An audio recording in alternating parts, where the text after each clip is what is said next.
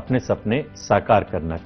वहीं अपने लिए वोट भी मांगे। मीडिया से मुखातिब वीरेंद्र पोखरियाल ने भी कहा कि जहां जहां वे जा रहे हैं वहां लोगों का अपार जनसमर्थन उनको मिल रहा है। लोग बीजेपी के शासनकाल से बहुत दुखी हैं। साथ ही देहरादून में स्मार्ट सिटी के नाम पर बीजेपी ने पूरे शहर को खोदा, लेकिन देहरादून को सुंदर नहीं बना पाए। लोगों की समस्या जस की तस है। उन्होंने आगे ये भी कहा कि मेयर बनने के बाद में वे ट्रैफिक के साथ साथ देहरादून को एक सुंदर शहर बनाएंगे। वहीं प्रदेश अध्यक्ष करण माहरा ने कहा कि स्थानीय मुद्दों के आधार पर कांग्रेस चुनावी रण में गई है। कांग्रेस प्रत्याशियों को अपार जन समर्थन मिल रहा है। किया गया कि 11 नगर निगमों में कांग्रेस को बहुमत हासिल होगा।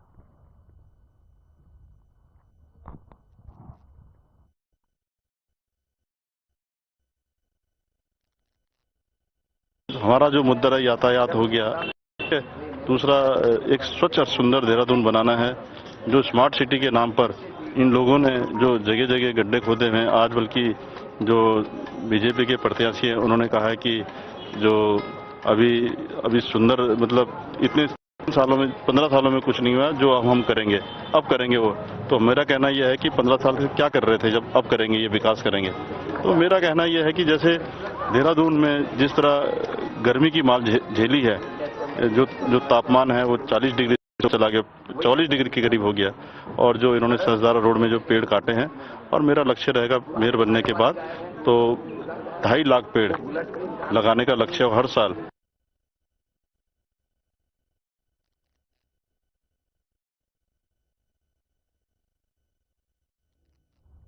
सामाजिक सरोकारों को समर्पित जौनसार बाबर की पहली फिल्म मेरे गांव की बात लगातार 5 हफ्तों तक देहरादून के सेंट्रियो मॉल में हाउस में फुल चल रही है। और इस उपलब्धि पर पद्मश्री बसंती बिष्ट ने फिल्म अभिनेता अभिनव चौहान को शॉल ओढ़ाकर सम्मानित किया। इस मौके पर पद्मश्री बसंती बिष्ट ने कहा कि क्षेत्रीय सिनेमा के इतिहास में एक कीर्तिमान पहली बार हुआ है जब फिल्म लगातार 5 हफ्तों तक हाउसफुल चल रही है। उन्होंने कहा जौनसार बाबर की सामाजिक मान्यताओं पर आधारित ये फिल्म न केवल एक चलचित्र है, बल्कि इस फिल्म के जरिए लोक संस्कृति का नव जागरण हो रहा है। आगे पद्मश्री बसंती बिष्ट ने कहा कि लोक संस्कृति को जिंदा रखने के लिए इस प्रकार की फिल्में समय समय पर बनती रहनी चाहिए। ये फिल्म हरिद्वार, मसूरी, हिमाचल में भी प्रदर्शित हुई है। देहरादून के सेंट्रियो मॉल में भी इस फिल्म को देखने के लिए उत्तराखंड शासन में सचिव हरीश चंद्र सेमवाल, आईपीएस जसवंत सिंह चौहान और वित्त निर्देशक जयपाल सिंह तोमर समेत कई अन्य लोग भी पहुंचे थे। इस फिल्म के निर्माता केएस चौहान और निर्देशक अनुज जोशी हैं।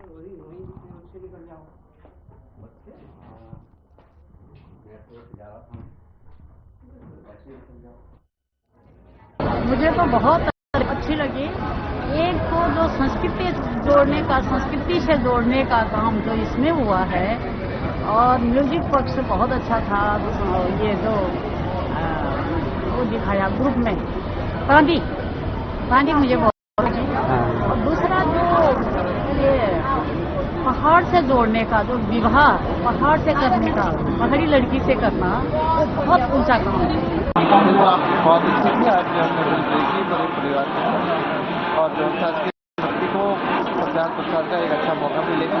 सिनेमा का अच्छा माध्यम है, समाज के बहुत अच्छा सवाल। बहुत अच्छी लगी मूवी, बहुत अच्छी बनी है। खासकर अभिनव की एक्टिंग बहुत सुंदर थी और बच्चे जितने भी बच्चे कलाकार थे सबने बहुत अच्छी एक्टिंग करी। और हम चाहेंगे अभिनव ऐसी मूवीज बनाते रहे ताकि हम अपना कल्चर। मैं जानना चाहता हूँ अभिनव चौहान को, केएस चौहान को, जिन्होंने ऐसा सोचा और जिन्होंने इस सोच को परिणत किया। ये हमारी लोक पंचायत की सोच है कि ये सामाजिक सरोकारों के लिए समर्पित है।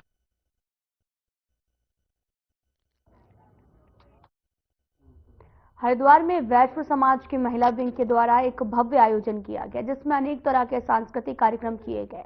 हर वर्ग की महिला ने सांस्कृतिक नृत्य में भाग लिया और वीरांगना रानी लक्ष्मीबाई की प्रस्तुति ने समा जो है वो बांध दिया है। प्रस्तुति में नाट्य कार्यक्रम के प्रारूप में रानी लक्ष्मीबाई के बलिदान को बड़ी सरलता के साथ में प्रस्तुत किया गया। रानी लक्ष्मीबाई मंचन कर देश भक्ति के रंग बिखेर कर सभी को रोमांचित कर दिया। वैश्व बंधु समाज का कार्यक्रम में लोक संस्कृति और देशभक्ति का अनूठा संगम देखने को मिला है। कार्यक्रम में जहां पर महिलाओं ने गढ़वाली, कुमायूं और गानों पर जो है वो नृत्य प्रस्तुत किया। गीत बैंक्वेट हॉल में आयोजित इस कार्यक्रम में हरिद्वार के वैश्य समाज से जुड़े हुए सभी परिवारों ने प्रतिभा किया और आयोजकों का भी कहना है कि समाज को एकजुट करने के लिए प्रतिवर्ष इस तरह के प्रयास किए जाते हैं और हाल भी जो है वो लोक संस्कृति के साथ साथ देशभक्ति का मिश्रण प्रयास किया है।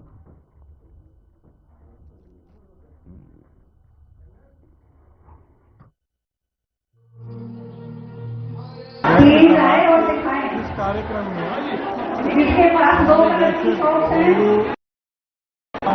और वैश्य समाज की अन्य शाखाएं सब मिलकर के उत्सव के रूप में ये कार्य को मना रहे हैं। सभी लोग जानते हैं कि हमारा समाज सेवा के करता रहता है। कई बार जल्दबाजी में करते पहनते हो के कार्यक्रम नए जागरण, कुछ नई चर्चा और नए सामाजिक कार्यक्रम।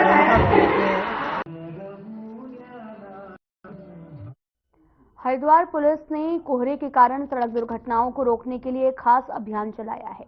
एसपी प्रमेंद्र सिंह डोभाल के निर्देश पर ट्रैफिक पुलिस और रोटरी क्लब ने श्यामपुर क्षेत्र में मिलकर 200 से भी ज्यादा वाहनों पर रिफ्लेक्टर लगाए हैं। इस दौरान वाहन चालकों को सुरक्षित ड्राइविंग के लिए जागरूक किया गया है और ट्रैफिक नियमों का पालन करने की अपील की है। पुलिस का यह भी प्रयास है कि कोहरे के कारण होने वाली दुर्घटनाओं को रोकने के उद्देश्य से किया गया, जिसे स्थानीय लोगों ने खूब सराहा है। अभियान के दौरान पुलिस ने लोगों को कम स्पीड में वाहन चलाने, सुरक्षा उपकरणों का उपयोग करने का महत्व समझाया। आमजन ने पुलिस की इस पहल के लिए आभार व्यक्त किया है और इसे सड़क सुरक्षा के लिए एक सराहनीय कदम बताया है।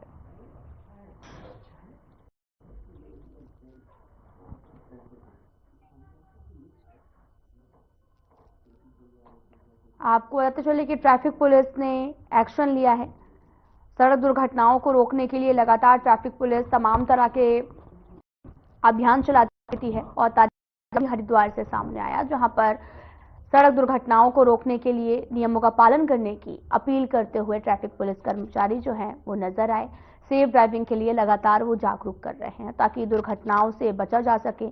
तो वहीं कोहरे का सितम जारी है, जिससे विजिबिलिटी भी काफी कम है, इसलिए सेफ ड्राइविंग के लिए लगातार जागरूक किया जा रहा है। तस्वीरें आपको दिखा रहे हैं जो कि हरिद्वार से हैं, जहां पर लोगों को जागरूक किया गया है। सड़क दुर्घटनाओं को रोकने की ये एक अनोखी पहल देखने को मिली है।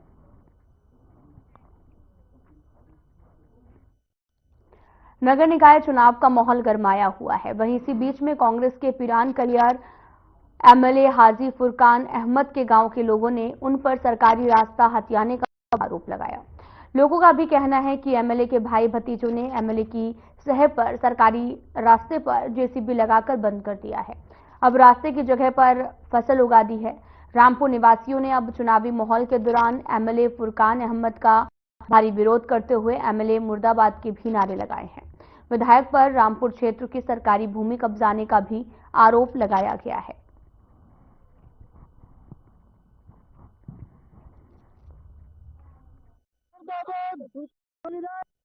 ये देखो, रोड इधर से गांव से आ रहा है और इधर नदी पे जा रहा है। यहाँ से एक रोड ये लगभग 12 फुट की, लगभग पहले ये कम से कम 80 फुटा रोड था जब ये प्रधान जी बने। तो में इन्होंने विकास कराया काफी, जितना 80 फुटा रोड था वो सारा खत्म कर दिया।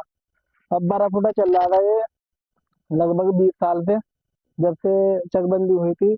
अब ये विधायक बने, विधायक का जो भतीजा है शाहनजर, इसने विधायक की गिरी पे जो 12 फुटा रोड था ये भी बिल्कुल खत्म कर दिया। थोड़ा इधर हो जाओ, ये खत्म करके सिर्फ ये डोल छोड़ दी। और मेरा कहने का मतलब ये है सर, ये जो है हमारा जो रोड है, हमारे रामपुर से ही 17.5 गट्ठे चौड़ा रोड आया था और वह यही इस नदी रास्ते पे मिल रहा था, वहां से ऐसे घूम के।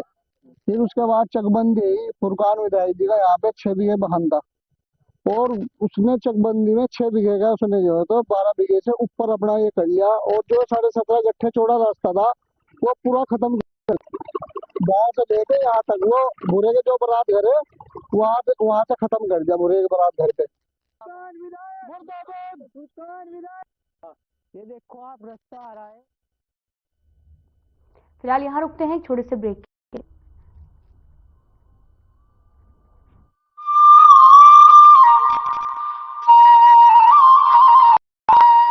हर रोज हो जाता हूँ लेट, साफ नहीं होता है मेरा पेट। अब भी मजा आएगा ना वीडियो। पेट दफा, रोग दफा, सबको पता, फिर तुझको नहीं क्यों है पता?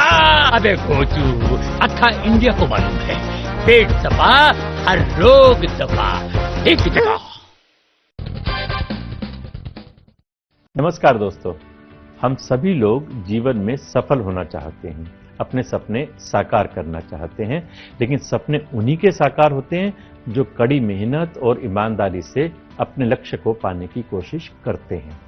ज्यादातर लोग ऐसे होते हैं जो अपने लक्ष्य को पाने में एक बार, दो बार या फिर 3 बार फेल हो जाते हैं और उनका आत्मविश्वास डगमगाने लगता है, वो किसी नई राह की ओर मुड़ जाते हैं। लेकिन आपने वो चींटी की दीवार पर चढ़ने वाली कहानी सुनी होगी। दीवार से कई बार गिरने के बाद भी उसने हार नहीं मानी और आखिरकार दीवार पर चढ़ ही जाती है। ऐसी ही एक सच्ची कहानी मैं आपको सुना, कर्नल हार्लैंड सैंडर्स की। वो अपने जीवन में कई बार फेल हुए, लेकिन उन्होंने अपने सपने को नहीं छोड़ा और आखिरकार जीवन में देर से ही सही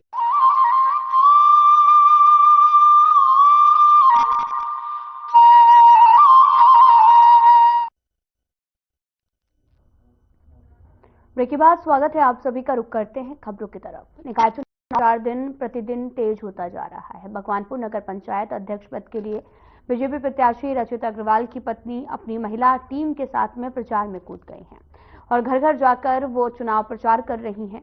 और साथ ही आपको बताते चले कि वार्ड नंबर 1 में प्रचार की शुरुआत की। उन्होंने बताया कि उन्हें जनता का बहुत प्यार और आशीर्वाद मिल रहा है।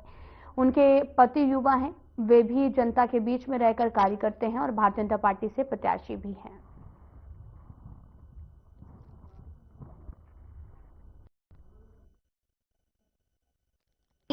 भैया ये खास बात है कि हर काम में हर विकास में सबके साथ खड़े हैं, गरीबों के लिए भी खड़े हैं, हर महिलाओं के लिए खड़े हैं और सभी की, गरीब हो चाहे कोई भी हो, सबकी सुनवाई करते हैं और सबकी मदद करते हैं।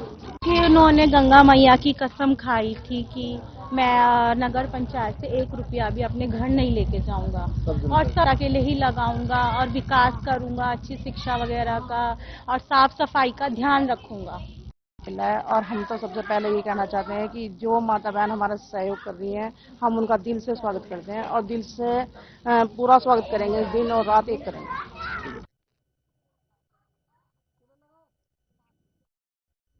नगर पालिका वार्ड नंबर 7 विकास नगर में वार्ड की बीजेपी प्रत्याशी मनीषा सिरोहिया के कार्यालय का उद्घाटन किया गया है। नगर निकाय चुनाव को लेकर जहां सभी पार्टियों के प्रत्याशियों ने कमर कस ली है, चुनाव प्रचार में जुट गए हैं, वहीं विकास नगर वार्ड नंबर 7 से बीजेपी की प्रत्याशी मनीषा सिरोहिया ने चुनावी कार्यालय का उद्घाटन किया है। और इस उद्घाटन कार्यक्रम में बीजेपी के मंडल अध्यक्ष और बीजेपी के नेता सुरेंद्र मित्तल, प्रदीप सोनी मौजूद रहे। उद्घाटन के बाद में कार्यालय में प्रत्याशी और बीजेपी के नेताओं ने चुनाव को लेकर मंथन किया है।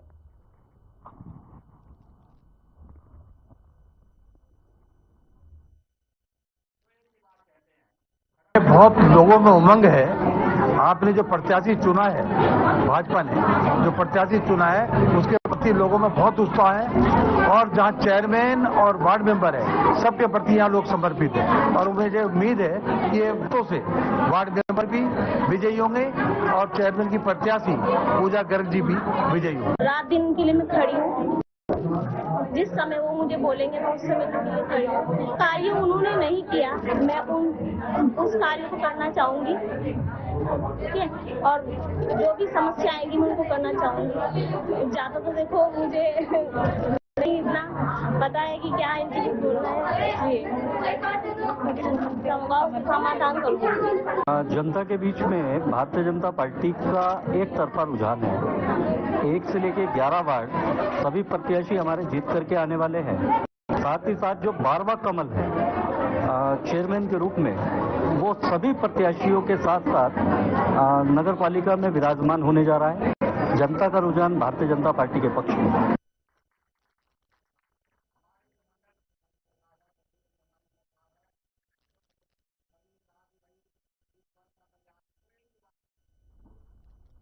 फिलहाल यहां रुकते हैं एक छोटे से ब्रेक के लिए।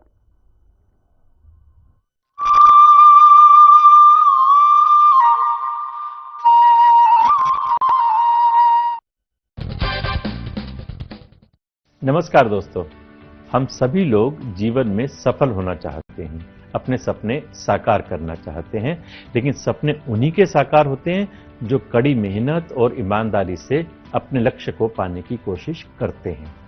ज्यादातर लोग ऐसे होते हैं जो अपने लक्ष्य को पाने में एक बार, दो बार या फिर 3 बार फेल हो जाते हैं और उनका आत्मविश्वास डगमगाने लगता है।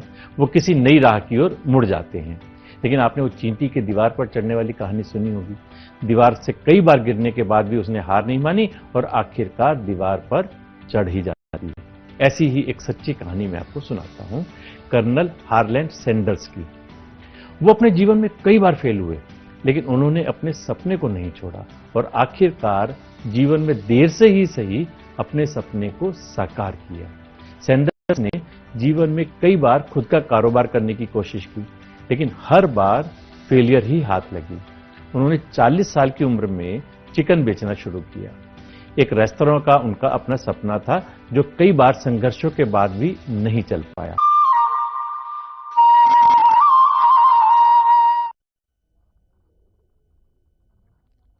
ब्रेक के बाद स्वागत है आप सभी का। रुख करते हैं खबरों की तरफ। उत्तराखंड में निकाय चुनाव को लेकर हलचल तेज है, तो वहीं कांग्रेस ने निकाय चुनाव में जीत का दावा किया है। कांग्रेस के प्रदेश अध्यक्ष करण माहरा ने कहा कि निश्चित तौर पर चुनावी मैदान में कांग्रेस को एक तरफा जीत मिलेगी।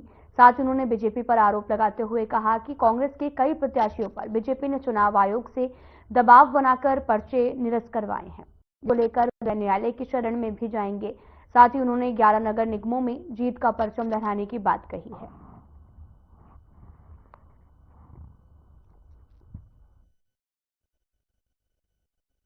ने जान झोंकी है क्योंकि वो भी है।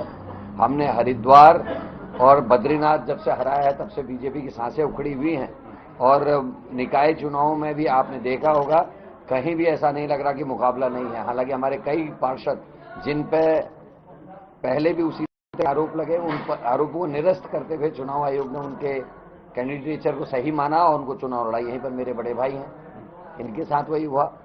मंगलौर में हुआ 3-3, 4-4 बार चुनाव लड़े हुए लोग जिन पर यही आरोप थे उनको सही करते हुए चुनाव लड़ाया गया। इस बार बीजेपी के दबाव में, सरकार के दबाव में हमारे जो मजबूत कैंडिडेट थे उनके पर्चे निरस्त किए गए, जो अफसोसजनक है। बाद में हम कोर्ट के थ्रू भी इसमें देखेंगे, लेकिन वर्तमान में कांग्रेस बहुत अच्छी तरह चुनाव लड़ रही है। और आप देख लेना, नगर निगमों में 11 नगर निगम है, उसमें बहुमत कांग्रेस का होगा।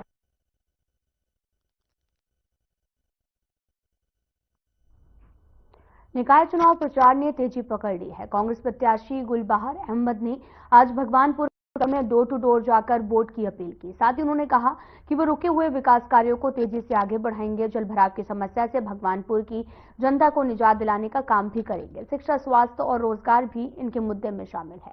साथ ही मीडिया को गुलबहार अहमद ने बताया कि उनकी जीत निश्चित है। कांग्रेस पार्टी को लोग खूब प्यार दुलार देने का काम कर रहे हैं।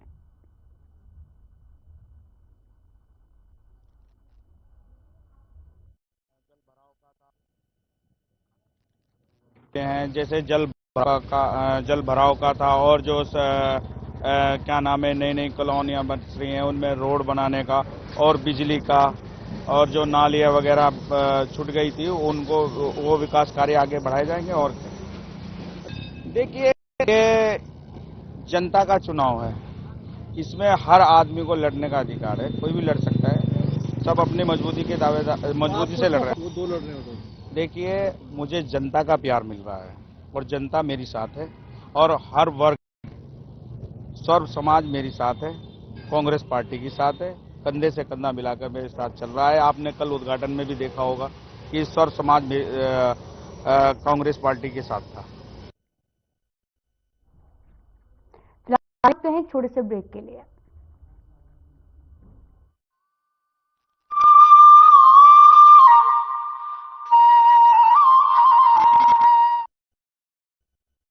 कई बार तो उनके विरोधियों के कारण, उनके कंपटीटर्स के कारण उनका रेस्तरां ठप हो गया।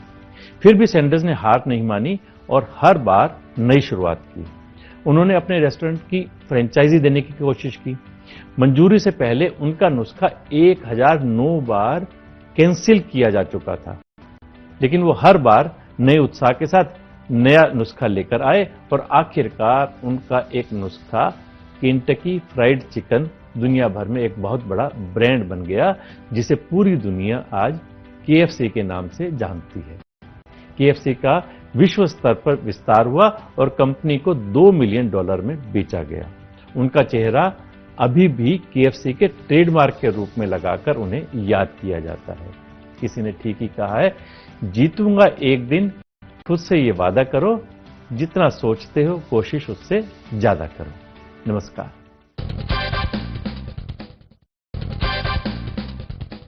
नमस्कार दोस्तों, आजकल नई दिल्ली में रानी झांसी रोड पर लगी रानी लक्ष्मीबाई की मूर्ति की शिफ्टिंग की खबर सुर्खियों में है। दरअसल झंडेवाला चौराहे पर ट्रैफिक सिस्टम को स्मूथ करने के लिए इस मूर्ति को शाही ईदगाह के पास डीडीए पार्क में शिफ्ट किया गया है। लेकिन हैरानी की बात यह है कि ईदगाह मैनेजमेंट ने इसका विरोध किया। यह देखकर साहिर लुधियानवी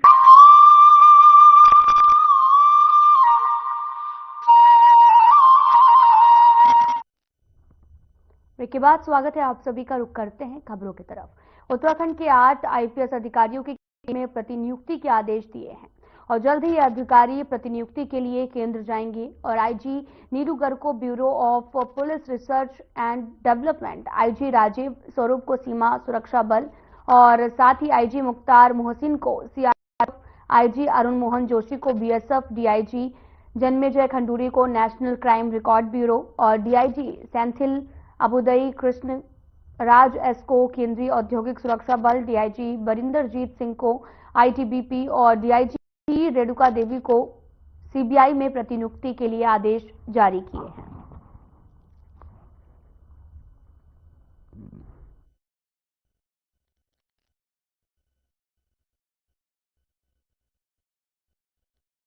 उत्तराखंड भूस्खलन न्यूनीकरण और प्रबंधन केंद्र को देहरादून और उत्तर प्रदेश राज्य विद्युत उत्पादन निगम के नियंत्रणाधीन द्वारा आपको बताते चले कि खारा हाइड्रो पावर प्रोजेक्ट के पिछले भाग में भूस्खलन की रोकथाम के लिए सुझाव देगा।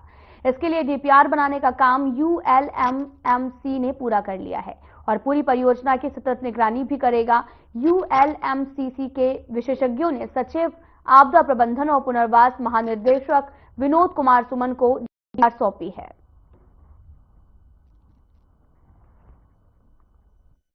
उनसे मतलब हम तो उसका थोड़ा सा वैसा रहते हैं ना, डीपीआर बनने में समझ लीजिए कि 1 से 2% लगता है। सेंटर सरकार है, इन्होंने बनाई है, इनकी टीम ने बनाई है, तो डीपीआर का मतलब एक बड़ा से डिटेल रिपोर्ट है, वो बन गई।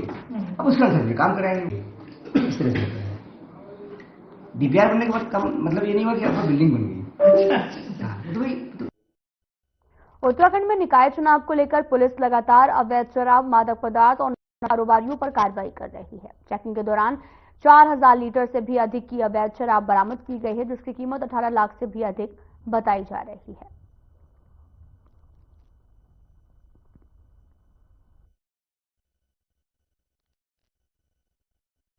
अवैध शराब जो है इस नगर निगम चुनाव में बड़े पैमाने पर जो है इसमें पुलिस जो है सूचना संकलन कर रही है और जो भी अभी तक बड़े पैमाने पे इसमें बरामदगी हुई है, रेड्स हुई है, 4000 लीटर से ज्यादा की जो है अवैध शराब अब तक पकड़ी गई है, जिसकी कीमत जो है लगभग 18 लाख से ज्यादा की है। और अवैध मादक पदार्थ भी जो है इसमें अफीम, चरस, गांजा जो है लगभग 6.5 करोड़ से ज्यादा का अब तक पकड़ा गया है। और पुलिस जो है ऐसे असामाजिक तत्व जो इस तरह से जो है काम करके चुनाव में गड़बड़ी पैदा कर सकते हैं, उनके ऊपर सख्त नजर रखे हुए और इनको जो है ऐसे बड़े पैमाने पे जो है गिरफ्तार। सिख धर्म के 10वें गुरु श्री गुरु गोविंद सिंह जी की जयंती के मौके पर विकासनगर गुरुद्वारा समिति द्वारा एक भव्य शोभा यात्रा निकाली गई है। इस आयोजन में खालसा पंथ के पंच प्यारे शोभा यात्रा में पालकी के आगे आगे चल रहे थे। सिख धर्म की महिलाओं के द्वारा पालकी के आगे झाड़ू लगाकर सड़क को साफ करती नजर आई। में गतका पार्टी करतब दिखाया और इस शोभा यात्रा में श्री गुरु ग्रंथ साहिब जी की पालकी के साथ साथ बड़ी संख्या में आपको बताते चलें कि यहां पर श्रद्धालु शामिल हुए। पालकी में मौजूद ग्रंथी सिंह द्वारा प्रसाद का वितरण किया गया। विकासनगर बाजार में शोभा यात्रा के लिए व्यापार मंडल और व्यापारियों के द्वारा जलपान की भी व्यवस्था की गई।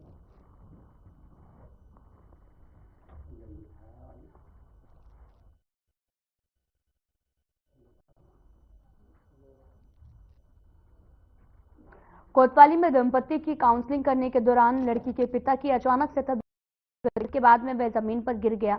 इस घटना के बाद में मसूरी कोतवाली में हड़कंप मच गया है। पुलिस ने आनन फानन में लड़की के पिता को सरकारी गाड़ी से मसूरी कम्युनिटी अस्पताल पहुंचाया, जहां डॉक्टरों ने जांच के बाद उसे मृत घोषित कर दिया है। पुलिस शव को मसूरी उप जिला चिकित्सालय लाई, जहां उसे पोस्टमार्टम हाउस में रख दिया। बताया ये भी जा रहा कि अमरदास निवासी उत्तराकाशी की पुत्री और उसके पति के बीच में पिछले 3 सालों से आपसी विवाद चल रहा था। लड़की बड़कोट उत्तरकाशी की रहने वाली है, लड़का मसूरी का रहने वाला है, जिसको लेकर उनके बीच में जेएम न्यायालय बड़कोट ने भी 2 प्रोविजन अधिकारी नियुक्त किए थे, जिनके द्वारा मसूरी कोतवाली में मसूरी पुलिस के सामने दंपति की काउंसलिंग की जा रही थी और इस दौरान दंपतियों के परिवारजन भी मौके पर मौजूद थे। काउंसलिंग के दौरान लड़की के पिता अमरदास की तबीयत अचानक से खराब हुई थी।